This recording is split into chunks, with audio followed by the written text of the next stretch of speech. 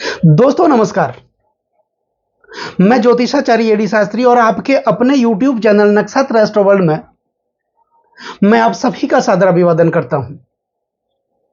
दोस्तों एक ऐसे कार्यक्रम को लेकर मैं आपके सामने उपस्थित हुआ हूं जो कि आपने इससे पहले कभी नहीं देखा होगा और इस कार्यक्रम का शीर्षक है भाग्य के जागने की तारीख 9 अक्टूबर 2025। अब क्या विशेष होगा 9 अक्टूबर 2025 को? क्यों यह तारीख भाग्य के जागने की है? क्या विशेष होगा? इस कार्यक्रम के माध्यम से हम आज जानने का प्रयास करेंगे।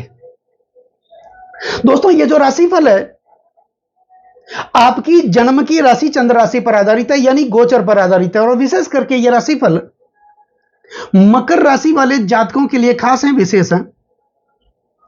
और वीडियो के अंत में कुछ अचूक उपाय भी होंगे, महत्वपूर्ण उपाय होंगे जो आपको फॉलो भी करने हैं। और अगर आप मेरे साथ चर्चा करना चाहते हैं, अपनी जन्म कुंडली का विश्लेषण मुझसे करवाना चाहते हैं, तो सिर्फ वीडियो और चैनल के डिस्क्रिप्शन में मेरे कॉन्टैक्ट नंबर हैं, आप मेरा संपर्क कर सकते हैं। दोस्तों सभी को पता है 29 मार्च 2025 को शनिदेव ने, आपके राशि के स्वामी ने 2.5 सालों के बाद राशि परिवर्तन किया था। यानी वो अपनी मूल त्रिकोण राशि कुंभ राशि से निकल करके देवगुरु बृहस्पति की मीन राशि में विराजमान हुए और मकर राशि वाले जातकों के तीसरे भाव में विराजमान हुए।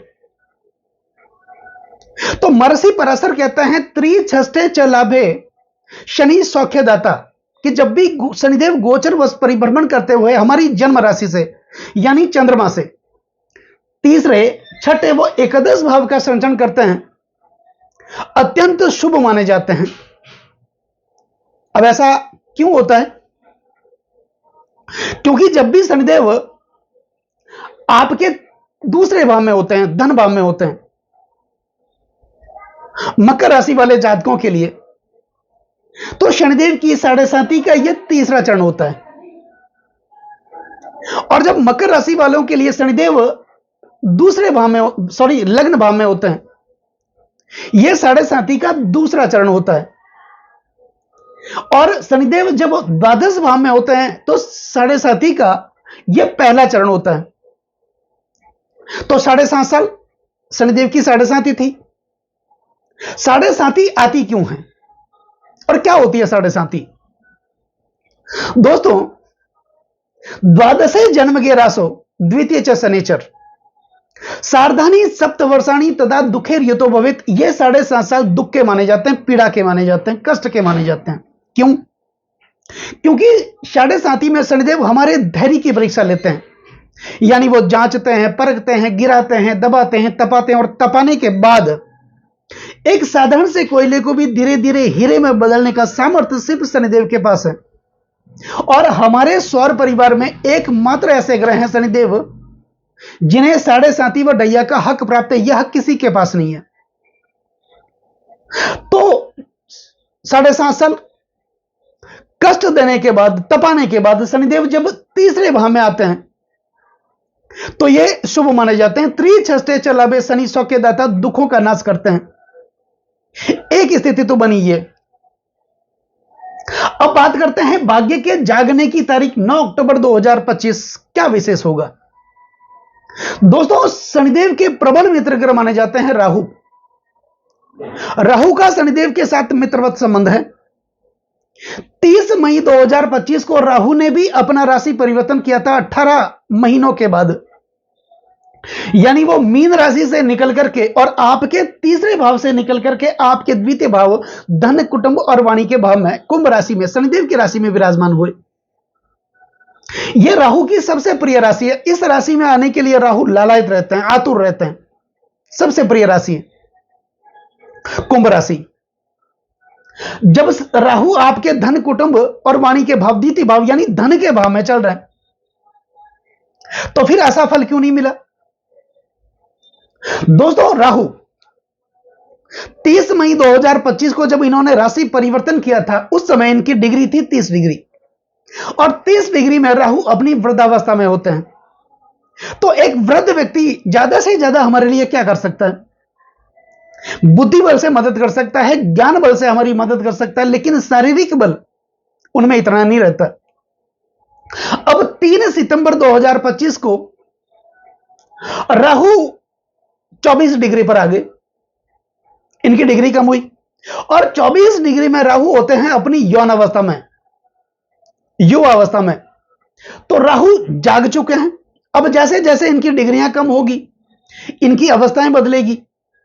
अभी वो यौन अवस्था में चल रहे हैं, उसके बाद वो कुमार अवस्था में भी आएंगे, उसके बाद वो बाल अवस्था में आएंगे। तो जैसे जैसे इनकी अवस्थाएं बदलेगी, इनकी डिग्रियां कम होगी, राहु जागेंगे। और कलयुग के राजा का जागना इस कलयुग में भाग्य के परिवर्तन के लिए महत्वपूर्ण माना जाता है, क्योंकि राहु को कलयुग का राजा कहा जाता है। अब राहु जाग चुके हैं, आपके धन भाव में विराजमान है। इससे एक भाव आगे ही शनिदेव विराजमान है, तीसरे भाव के अंदर। अब 9 तारीख को ऐसा, 9 अक्टूबर को ऐसा क्या विशेष होगा? दोस्तों, मकर राशि, मकर लग्न वाले जातकों के लिए शुक्र योग कारक माने जाते हैं, जो कि केंद्र और त्रिकोण के अधिपति बनकर के वो प्रधान ग्रह माने जाते हैं, योग कारक माने जाते हैं, मुख्य माने जाते हैं। और फिलहाल अभी शुक्र चल रहे हैं आपके अष्टम भाव में। तो अष्टम भाव लग्न से अष्टम होने के कारण इस भाव को कहा जाता है मारक भाव। और मारक भाव में कोई भी ग्रह बैठ करके मार्केस बन जाते हैं, जो मृत्यु तुल्य दुखों का कारण बनते हैं। शुक्र, राहु और शनिदेव ये एक समुदाय के ग्रह, एक ही समुदाय के ग्रह, प्रबल मित्रता है तीनों में। अब 9 अक्टूबर 2025 को शुक्र अपना राशि परिवर्तन करेंगे और आपके अष्टम भाव से निकल करके आपके भाग्य भाव में, नवम भाव में योग कारक बन के विराजमान होंगे। यहीं से आपके भाग्य की जागने की तारीख तय होगी, यानी 9 अक्टूबर 2025 को। अब क्यों जागेगा आपका भाग्य? दोस्तों, सर्वार्थ चिंतामणि ज्योतिष शास्त्र के अनुसार महर्षि पराशर कहते हैं कि गोचरवश परिभ्रमण करते हुए जब भी राहु हमारे धन भाव में यानी द्वितीय भाव में आते हैं, संचरण करते हैं, और उस समय द्वितीय भाव के स्वामी के ऊपर अगर शुभ ग्रहों की दृष्टि हो, तो जीवन में अचानक से भाग्य में परिवर्तन होता है, भाग्य जागता है। तो 9 अक्टूबर को क्या होगा? राहु आपके धन भाव में, द्वितीय भाव में चल रहे हैं, और धन भाव के स्वामी हैं शनिदेव, और शनिदेव आपके तीसरे भाव में चल रहे हैं।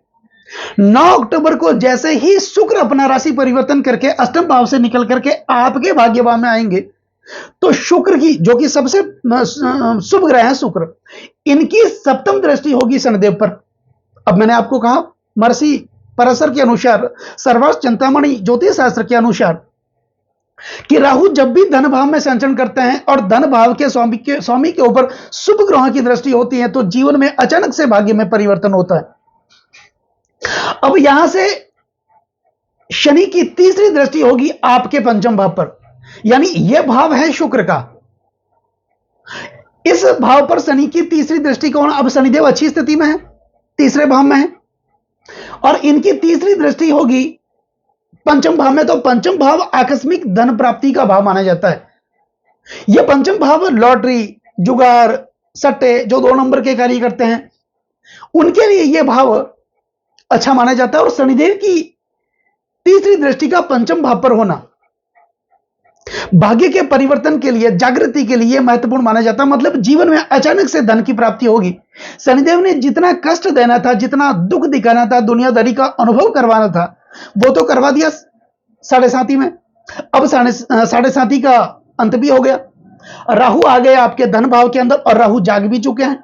शुक्र आपके भाग्य भाव में योग कारक बन के आएंगे, और शुक्र की दृष्टि शनिदेव पर होगी, और शनिदेव की तीसरी दृष्टि होगी आपके पंचम भाव पर, जो कि संचित कर्म का भाव माना जाता है। और इस भाव के स्वामी है शुक्र, जो कि आपके लिए त्रिकोण भाव है, और 10वें भाव के स्वामी है शुक्र, जो कि केंद्र भाव है। केंद्र त्रिकोण के स्वामी बनकर के शुक्र आपके 9वें भाव के अंदर भाग्य भाव में आएंगे। अब एक बात, यह भाव है अर्थ त्रिकोण का। अर्थ का मतलब पैसा, समृद्धि, शौहरत, इज्जत, मान, प्रतिष्ठा, तो पैसों का भाव। जब भी अर्थ त्रिकोण के स्वामी धर्म त्रिकोण में आते हैं, शुक्र आएंगे, जब आपके धर्म भाव, क्योंकि नवम भाव धर्म भाव भी है, अर्थ त्रिकोण के स्वामी जब धर्म भाव में आते हैं, एक योग बनता है कर्म धर्माधिपति योग। तो शुक्र यहां पर आएंगे, अर्थ त्रिकोण के स्वामी धर्म त्रिकोण में आएंगे, और इनकी सप्तम दृष्टि होगी शनिदेव पर, जो कि शुभ ग्रह है, शुक्र दोनों के साथ मित्रवत संबंध भी है, और राहु आपके धन भाव में आएंगे। तो क्यों नहीं आपके जीवन में भाग्य का निर्माण होगा, भाग्य की जागृति होगी। अब राहु की पंचम दृष्टि, राहु जिस भाव में विराजमान होते हैं उस भाव से पंचम भाव में दृष्टि करते हैं, सप्तम भाव में दृष्टि करते हैं और नवम भाव में दृष्टि करते हैं। तो राहु की पंचम दृष्टि होगी आपके छठे भाव पर और सप्तम दृष्टि होगी आपके अष्टम भाव पर। हालांकि ये दोनों भाव त्रिक भाव हैं, पीड़ाकारक भाव माने जाते हैं, लेकिन राहु के जागने के बाद इनकी पंचम दृष्टि होगी छठे भाव में। तो छठा भाव रोग, ऋण व शत्रु का भी माना जाता है। तो राहु यहां पर शत्रुओं से आपको मुक्त करेंगे, रोगों से आपको मुक्त करेंगे, कर्जों से आपको मुक्त करेंगे, षड्यंत्रों से आपको मुक्त करेंगे, दुर्घटनाओं से आपको मुक्त करेंगे, और यहां पर बन जाएंगे शत्रुअंता। जो भी आपके खिलाफ षड्यंत्र चल रहा था, आप आगे बढ़ने की कोशिश कर रहे थे, लगातार पीछे चले जा रहे थे, कितना भी आप अच्छा कार्य कर रहे थे, आपको यश नहीं मिल रहा था, आपकी टांग खींचने वाले आपके पीछे लोग चल रहे थे। दूसरा, जहां भी आप नौकरी कर रहे थे या बिजनेस कर रहे थे, आपके पीछे जो लोग आए वो आगे बढ़ गए और आप वहां के वहां, क्योंकि राहु भी वृद्धावस्था में चल रहे थे।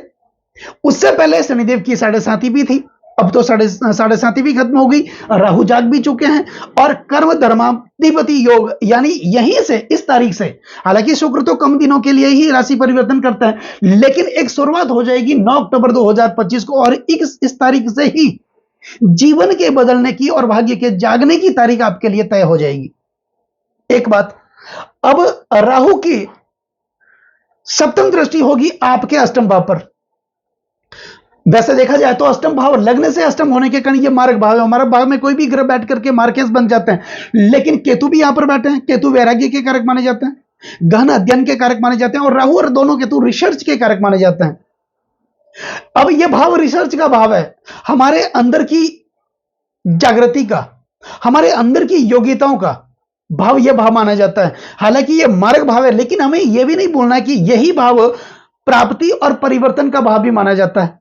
जितनी योग्यता होगी वो योग्यता हमारी बाहर निकलेगी, तो संघर्ष के बाद ही तो परिवर्तन होता है। जो संघर्ष आपने किया उस संघर्ष का पूर्ण परिणाम यहां पर मिलेगा आपको, और यहां पर आपके जीवन में प्राप्ति और परिवर्तन होगा। और राहु की दृष्टि, कलयुग के राजा की सप्तम दृष्टि अष्टम भाव पर होना मतलब परिवर्तन, प्राप्ति, ये देखने को आपको मिलेगी। अब राहु की नवम दृष्टि होगी आपके दशम भाव पर। तो दशम भाव ऊंची पदवी, मान मर्यादा व प्रतिष्ठा का माना जाता है, आपके कार्य क्षेत्र का, आपके रोजगार का, आपकी इनकम का, आपके सपनों का और आपकी इच्छाओं का। जो सपने, जो इच्छाएं आपकी लगातार दबी हुई थी, वो सपने, वो इच्छाएं अब आपकी पूरी होगी। मतलब यह तारीख 9 अक्टूबर 2025 से ही तय हो जाएगा कि आपका भाग्य जागने वाला है, और ये तीनों ग्रह मिलकर के, इनकी तिकड़ी आपके जीवन के निर्माण के लिए और भाग्य के महत्वपूर्ण परिवर्तन के लिए आगे चल करके यह महत्वपूर्ण साबित होगी आपके लिए। तो यह है इस कार्यक्रम का शीर्षक। अब बात करते हैं महत्वपूर्ण कुछ उपायों की। तो उपाय में क्या करना है? उपाय में शनिदेव से संबंधित आप उपाय करिए। क्या करना? क्योंकि 2.5 साल तक शनिदेव आपके तीसरे भाव में ही रहेंगे, तो शनिदेव का उपाय, शनिदेव के 20 मंत्रों का उच्चारण करें, शनिदेव के गायत्री मंत्रों का उच्चारण करें। ओम कृष्णाय विद्महे रवि पुत्राय धीमहि तन्नो शनि प्रचोदयात्, इस मंत्र का आप नियमित उच्चारण करते रहें। दूसरा, भगवान शिव की आप आराधना करें, क्योंकि जिनके ऊपर भगवान शिव की कृपा हो जाती है उनके ऊपर शनिदेव की कृपा होना एक सौभाग्य की बात, शनिदेव की कृपा हो ही जाती है। दूसरा, राहु से संबंधित कुछ उपाय करें, क्योंकि राहु जाग भी चुके हैं और कलयुग के राजा की कृपा का होना कलयुग में भाग्य के जागने के लिए महत्वपूर्ण माना जाता है। तो एक हरा नारियल आप लेकर के शनिवार के दिन संध्या काल के समय उसमें छेद करके आप एक तांबे का खोटा सिक्का डाल करके अपने ऊपर घुमा करके बहते हुए जल में आप प्रभावित करें। दूसरा, नाग गायत्री मंत्र का उच्चारण करें, क्योंकि राहु सर्प का प्रतिनिधित्व करता है। तो नाग गायत्री मंत्र ओम नवकुलाय विषमहे विषदंताय धीमहि तनो सर्प प्रचोदयात, इस मंत्र का आप नियमित उच्चारण करते रहें। गाय को नियमित रोटी दें, क्योंकि शुक्र का उपाय भी आपको करना बहुत जरूरी है। मां लक्ष्मी की आराधना करें।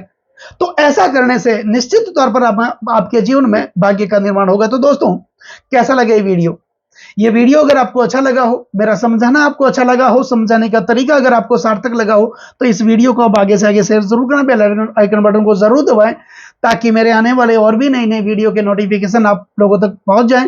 लाइक जरूर करें, कमेंट जरूर करें, क्योंकि आपका एक लाइक और एक कमेंट मेरे अंदर बहुत ज्यादा आत्मविश्वास भर देता है। और कमेंट में ओम नमः शिवाय, जय शनिदेव आप जरूर लिखें और चैनल को सब्सक्राइब जरूर करें।